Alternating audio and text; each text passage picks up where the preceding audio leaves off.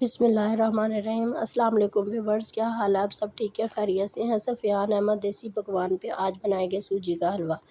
तो चले बनाना स्टार्ट करते हैं। मेरे पास है 3.5 किलो सूजी, जिसको मैंने छान लिया अच्छी तरह से। छान के इसको मैंने ना 6 किलो मेरे पास दूध है, इसके अंदर मैंने भिगो दिया है। आधा मैंने दूध डाल दिया और आधे दूध में मैंने इसे भिगो दिया, आधा बचा लिया। तो ये मेरे पास है 2 पैकेट घी के। 2 पैकेट मैंने अभी घी के डाले थे और एक जो है ना मैंने दोबारा घी डाला था।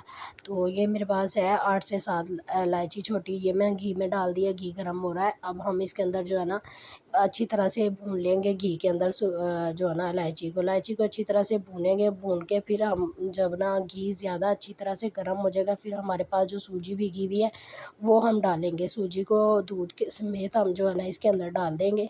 तो चलिए हम सूजी डालते हैं। ये देखें, सूजी हमने डाल दिया। सूजी डाल के इसको अच्छी तरह से हमने हल्की आंच पे इसको रखना है और घी ज़्यादा गर्म होना चाहिए। इसको अच्छी तरह से हमने हिलाना है। अच्छी तरह से हिला हिला के हमने नीचे नहीं लगने देनी, क्योंकि दूध में भीगी हुई सूजी जो होती है वो बहुत जल्द नीचे लगती है। इसे नीचे नहीं लगने देना। हमने इसे जो है ना हल्की आंच पे ही भूनना है, तेज़ आंच नहीं करनी। और अच्छी तरह से भून के इसको जो है ना हमने हल्की हल्की आंच पे सुरख कर लेना है। बहुत ज़्यादा यानी कि नहीं सुरख करना, जैसे हम दूसरी सूजी सूखी सूजी को पकाते हैं वैसे नहीं, इसको हमने हल्की आंच पे हल्के हाथ से भूनना है। तो ये मेरे पास जो बचा हुआ 3 किलो दूध है, इसके अंदर मैं फूड कलर डालूँगी। आपकी ये कलर डालना आपकी चॉइस है, अगर आपको अच्छा लगता है तो आप कलर डालें। ये मैं जो पूरियों के साथ हलवा मिलता है वो मैंने डाला है। तो इसे मिक्स करके 3.5 किलो चीनी डाल के मिक्स करके रख दिया है। तो सूजी जी हमारी जो है ना इधर से भुन गई है अच्छी तरह से। अब हमारे पास जो दूध और चीनी मिक्स हुए हैं वो इसके अंदर डालेंगे।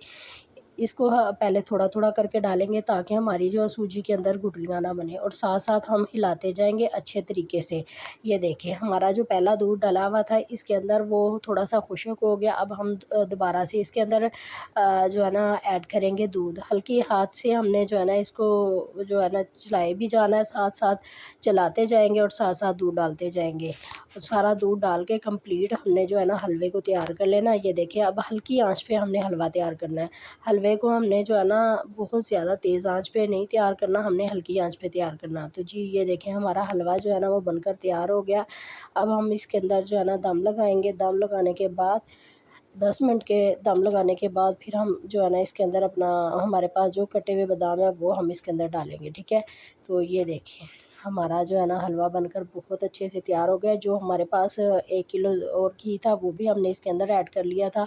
अब मेरे पास जो बादाम है कटे हुए वो मैं इसके अंदर ऐड करके अच्छी तरह से मिक्स कर लूँगी। मैं ऊपर-ऊपर ही नहीं डालूँगी, मैं सारे हलवे के अंदर ही जो है ना वो मिक्स करूँगी। अच्छी तरह से मिक्स कर लेना। मिक्स करके हमने जो है ना इसे अच्छी तरह से मिक्स करके तो फिर हमने इसको जो है ना डब्बियों में भरना, न्याज़ के लिए बाँटने के लिए। तो ये मैंने न्याज़ के लिए हलवा बनाया था, जुमेरात की न्याज़ जो होती है उसके लिए मैंने हलवा बनाया था। ये हलवा यकीन करें इतना मज़े का और बहुत ही टेस्टी बना था, मुँह में घुल जाने वाला हलवा। तो जी व्यूअर्स, हमारा हलवा बनकर तैयार हो गया। हमारी आज की रेसिपी आपको कैसी लगी मुझे ज़रूर बताना। सफ़ियान अहमद देसी पकवान को सपोर्ट करें और दुआओं में याद रखना। ओके, अल्लाह हाफ़िज़।